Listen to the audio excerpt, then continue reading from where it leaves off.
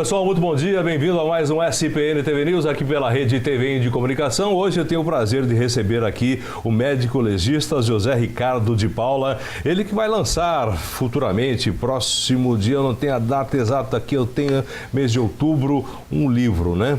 O livro Diário de um Perito Legista. Antes da gente chegar no livro, bom dia, doutor, muito obrigado por senhor ter atendido o nosso convite e vamos falar um pouco da sua profissão. Obrigado pelo convite, fico muito feliz de estar aqui e de falar um pouco sobre a minha profissão, que é uma profissão, na verdade, difícil, exige ser muito frio e também tem que ter um estômago muito forte. E a gente então fala da profissão de médico legista. A profissão de médico legista é uma profissão que existe no mundo inteiro. Na verdade, quando a medicina legal foi fundada, há muitos anos atrás, e talvez a gente ouça falar, inclusive, de, não médico legista exatamente com esse nome, mas desde lá do Antigo Egito, e depois veio sendo melhor colocado, principalmente na França, através do Ambroise Paré e outros pensadores importantes da medicina legal, que a gente precisava, a humanidade precisava de caracterizar aquelas mortes que não eram mortes de causa naturais para aquelas mortes de causa violenta. Essas mortes de causa violenta é o nicho que atua um médico legista.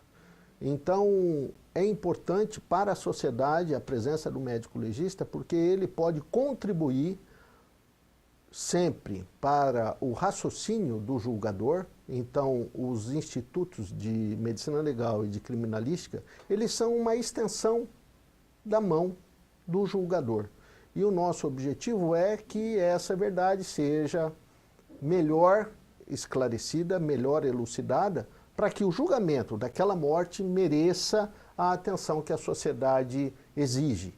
E daí os seus órgãos do judiciário, da polícia judiciária, compõem, portanto, essa estrutura dos institutos de medicina legal e criminalística. Tá. A gente pode fazer alguma relação, veja bem onde é que eu vou buscar. O senhor falou do Egito Antigo, do pessoal que mumificavam os faraós, príncipes, enfim, naquela época, como o início de uma pequena parte dessa ciência? Sim, e isso é muito importante, inclusive, você se lembrar, é que realmente a medicina legal ela começou nos primórdios, inclusive a preservação de corpos, a manutenção daquele corpo numa estrutura mais fácil de ser reconhecida e mais tempo ser preservada, a gente pode dizer assim, foi o embrião da preservação do corpo do ser humano. O que traz no lastro da história da medicina realmente essa parte que contribui até hoje para melhor clarear a determinação da causa da morte. No começo da faculdade de medicina, acho que no primeiro ano, nos primeiros anos, tem a matéria anatomia. Anatomia que é praticamente conhecer todos os órgãos do corpo de uma maneira diretamente em contato, ou seja, vendo, dissecando, numa linguagem popular, cortando e vendo aí os órgãos. A medicina legal, ela é um aprimoramento dessa parte também para saber o que acontece, por exemplo, numa morte violenta num sujeito baleado, num sujeito num acidente de avião, num acidente de automóvel, de trem, enfim. É por aí que funciona a coisa? E eu vou colocar o contrário. A base de toda a ciência médica e de toda a ciência da saúde é a anatomia. A base. Você não pode ter um médico que não conheça a anatomia. Obviamente. Não podemos ter um fisioterapeuta que não conheça a anatomia, um enfermeiro que não conheça a anatomia, inclusive o psicólogo, ele precisa de conhecer a anatomia.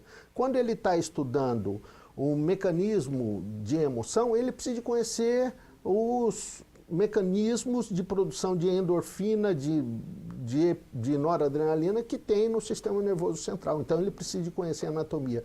E o médico legista, ele é um grande beneficiário da anatomia, porque é através da anatomia que ele determina e tudo o que ele pode escrever. Então, eu digo, graças a Deus, a medicina começou na anatomia, e da anatomia tudo vai adiante, né? Desde as terapêuticas cirúrgicas até a determinação da causa da morte. Tá. Eu não tenho imagens, nem se tivesse colocaria, porque são imagens realmente não muito agradáveis, né? E de repente não é essa a ideia do nosso programa. Mas a gente tem algumas imagens aqui do Instituto Médico Legal aqui da cidade americana, porque até tempos atrás era tudo meio complicado para vocês, pelo menos aqui na região. Melhorou com esse Instituto Médico inaugurado recentemente, doutor? Sim, mas eu vou falar e vou agradecer de viva voz. Sim. Né? Nós tivemos a alegria de ter um Instituto Médico Legal fundado ou inaugurado aqui na cidade americana, e foi um presente, eu não digo para a cidade, mas foi um presente, infelizmente, para as vítimas, porque elas são melhor atendidas, e quando a gente fala em medicina legal, a gente não pensa só em cadáver, só em pessoas mortas. A gente pensa também em vítimas vivas. São as vítimas de agressão física, são as vítimas de acidente de trânsito, são as vítimas atendidas por um profissional que acabou executando uma má prática profissional, ou a vítima de abuso sexual e, infelizmente, as vítimas mortas. Mas nós tivemos uma felicidade, inclusive, de contar aqui na cidade, claro, as lideranças políticas culminaram com esse novo prédio do Instituto Médico Legal, e também agradeço também pelo Instituto de Criminalística, porque nós conseguimos dar um grande passo, eu acho que para a eternidade, porque o Instituto Médico Legal hoje é realmente um exemplo. O prédio tem instalação adequada para aquilo que ela faz, e o próprio necrotério também é muito mais adequado. Quando a gente olha para trás e se lembra que os exames necroscópicos eram realizados no cemitério do Parque Gramado. Então, nós tivemos a felicidade de trabalhar num prédio novinho, com estrutura moderna, e que permite que nós possamos trabalhar de uma maneira mais harmônica. A gente pode falar que, de repente, as pessoas que estão mortas, que fazem parte desse seu trabalho diário, merecem respeito, todo o respeito possível, né? Também. Sim. Obviamente, porque do jeito que elas eram tratadas tempos atrás... Não, mas vamos dizer, nunca deixamos de ter respeito. O local. O local, às vezes, a gente ouve, por exemplo, falta de geladeira, corpos largados no corredor, existiam coisas meio tenebrosas. Exatamente, né? Mas a gente sempre tem que lembrar que no fim de tudo, ou no começo e no fim de tudo, o nosso trabalho, o trabalho de todos nós, seres humanos, é para preservar a vida, é para tratar com dignidade o ser humano, seja ele um feto, seja ele um recém-nascido, seja ele produto de óbito, seja ele por um óbito fetal, seja ele um óbito de morte violenta, mas no final e no princípio é a preservação da vida e a dignidade do ser humano. Tá, doutor, deixa eu fazer uma pergunta de ordem pessoal. O senhor fez faculdade de medicina, várias opções, né, para de repente você seguir carreira. O que trouxe o senhor a ser um médico legista? Porque, afinal de contas, existem carreiras que apareçam de uma outra maneira, acredito que até mais rentáveis, especialidades. Agora, o senhor tratar com mortes violentas todos os dias, o que levou o senhor a fazer essa opção? Bem, a medicina legal, ela me permite andar por muitas áreas da medicina. Então, a medicina legal me permite conhecer melhor. E o médico legista, ele é, como eu disse, o braço do Poder Judiciário, da Polícia Judiciária. Ele esclarece aquelas questões de natureza médica, sem interferir no âmbito da magistratura, da própria autoridade policial. Mas ele contribui para esclarecer. Então, talvez eu tenha feito medicina para ser médico legista. O meu pai foi delegado de polícia e ele sempre me contava, o médico legista veio aqui, ele esclareceu, ele falou, e aquilo me trazia uma curiosidade muito grande. E aí a curiosidade acabou me motivando, talvez aí depois de 6 anos de formado, eu acabei fazendo residência médica em outra área, mas depois, mais ou menos de 6 anos de formado, eu tive a felicidade de passar no concurso público que abordava esse assunto de medicina legal e felizmente passei a ser médico legista. Tá certo. Doutor, eu vou pular para o intervalo comercial. Na sequência, vamos abordar o seu livro, que afinal de contas a história é do seu livro, mas eu não podia deixar de fazer essas perguntas, porque esse tema, medicina legal, é uma coisa que as pessoas não gostam de abraçar, mas tem uma curiosidade tremenda para saber como tudo acontece por trás das câmeras, que a gente não vai mostrar aqui, obviamente, mas por trás do seu trabalho, o que acontece dentro da sala. Inclusive, nós mostramos o ambiente interno aqui do Instituto Médico Legal para o pessoal ver aquelas mesas, aquele tipo de coisa. A curiosidade, eu acredito que permeia a mente das pessoas. A gente vai falar disso daqui a pouquinho, ok? Vamos conversar. Vamos para o rápido intervalo comercial. Na sequência, continuo falando com o doutor a respeito agora do seu livro, que vai ser lançado no próximo dia 5 de outubro, agora sim, de 17 às 6 da tarde, lá no 24º Congresso Nacional de Criminalística em Florianópolis. Daqui a pouquinho ele fala sobre o livro. Entre, venha nos conhecer de forma individualizada. Nosso atendimento é rápido e com excelência, num ambiente aconchegante com diversidade de suplementos nutricionais. Sua receita é rigorosamente analisada, passando pela análise de nossa equipe composta de 5 farmacêuticas experientes. Farmavida Farmácia, há mais de 27 anos no setor magistral, trabalhando com compromisso com a vida, na busca contínua de conhecimento, pois cada pessoa é única e a Farmavida também.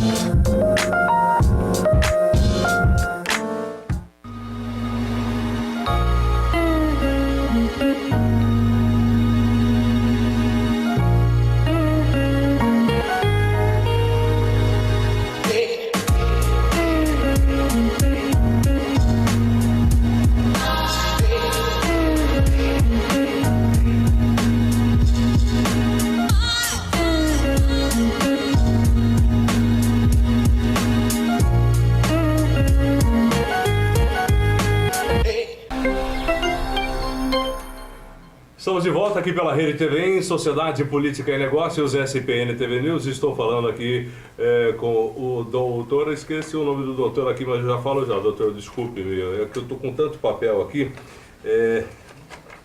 Me perdoe, agora me confundi aqui nos papéis. O doutor José Ricardo de Paula, me perdoe, porque a gente vai fazer uma pequena correção a respeito do lançamento também. Aqui em Americana já foi lançado, dia 8 de agosto, próximo passado, na Nobel aqui da Avenida Brasil. E será lançado também dia 5 de outubro de 17, agora, às 6 da tarde, lá no 24º Congresso Nacional de Criminalística. Como é que foi o lançamento aqui em Americana? Repassando, o lançamento, então, aqui na cidade americana aconteceu no dia 8 de agosto, na Nobel, na livraria Nobel, na Vital Brasil. Vital Brasil. Isso. E o Andrés foi uma pessoa muito formidável, que acolheu a gente quando a gente quis lançar o livro. E foi uma pessoa muito carinhosa, inclusive disponibilizou o espaço para que a gente fizesse o lançamento, e queria mandar um abraço, muito obrigado para ele. Fica à vontade. A ideia do lançamento também no Congresso Nacional de Criminalística partiu a partir de um amigo que faz parte da comissão científica. Ele falou, não, a gente faz questão que você, por favor, lance esse livro no meio dos seus colegas criminalísticas, da área de criminalística. Por favor, doutor, enquanto o senhor vai falando, eu gostaria de mostrar a capa, por favor. E aí vai ser, espero que seja uma apresentação do trabalho que a gente faz aqui em Americana. Tá, esse livro, o senhor relata alguns acontecimentos aqui na cidade de Americana apenas?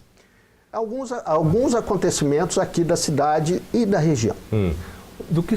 Conta para o pessoal de casa que está vendo aqui o nosso programa o que acontece nesse livro. Bem, esse livro, embora seja o diário de um perito legista, ele não é um livro de medicina legal, ele não é um livro sisudo onde a gente vai aprender a fazer medicina legal. Não.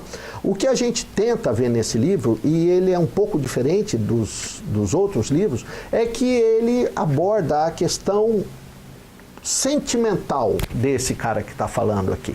Né? Ele aborda o aspecto daquela pessoa que está ali na minha frente, aguardando para ser examinada.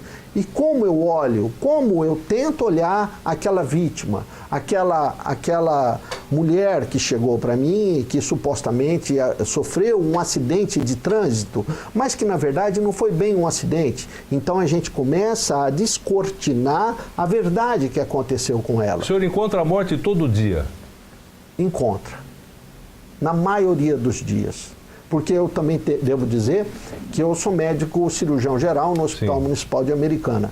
E, na verdade, a gente que está dentro do hospital, a gente vê o começo da morte. A morte é um processo, né? Então, quando antigamente a gente dizia a pessoa parou de bater o coração, então agora ela morreu, mas não.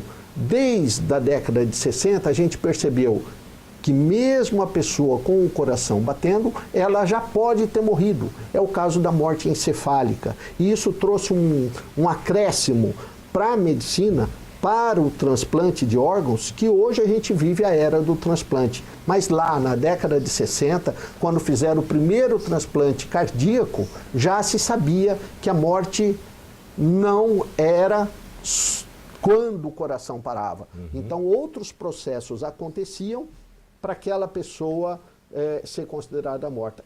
E isso ainda persiste. Isso vem lá de trás da medicina legal. Sabe por quê? Porque nós precisamos, o legislador, a gente sempre diz, né? Ele é muito sábio. Ele ainda determina que, após constatada a morte, a gente deve aguardar 6 horas antes de iniciar qualquer manobra de investigação da morte. Então é o tempo legal que se espera, porque ainda talvez aquela pessoa que tem morte encefálica, que o coração não funciona mais, o coração dela não bate mais, mas pode ter um pouco de vida ainda, e isso é verdade. Se a gente for observar espermatozoide na bolsa, no epidídimo, mesmo 4 horas após a pessoa ser constatada morta, ainda tem movimento ciliar. Então, existe vida ainda. Ela não está absolutamente morta. Incrível, então, isso, né? O legislador lá atrás, em 1940, já orientava que a gente tinha que esperar essas 6 horas. Porque a nossa vontade, é claro, é preservar sempre a vida. É uma briga diária, né? É uma briga diária. É, todo dia. Bom, doutor, eu vejo aqui algumas histórias, né, a respeito desse livro, que após 12 anos de atuação aqui na cidade, você não se afeta tanto mais com as imagens como da primeira vez. Mas, por exemplo, essa história de todo dia o senhor sai rezando um Pai Nosso do seu trabalho e volta para casa? Na verdade, a gente tem muita... Essa relação espírito, religião, morte... Mas tem muita coisa que nós, humanos, né, a gente não sabe. Né? Então, entre nós dois, eu vejo só você. Mas certamente que aqui do nosso lado tem muita gente, tem muitos anjos nos ajudando, fazendo com que a nossa empatia aumente, né? E isso a gente não sabe, a gente não consegue palpar. O ser humano, embora a sociedade, ela infelizmente esteja se infantilizando, ela também está deixando de sentir.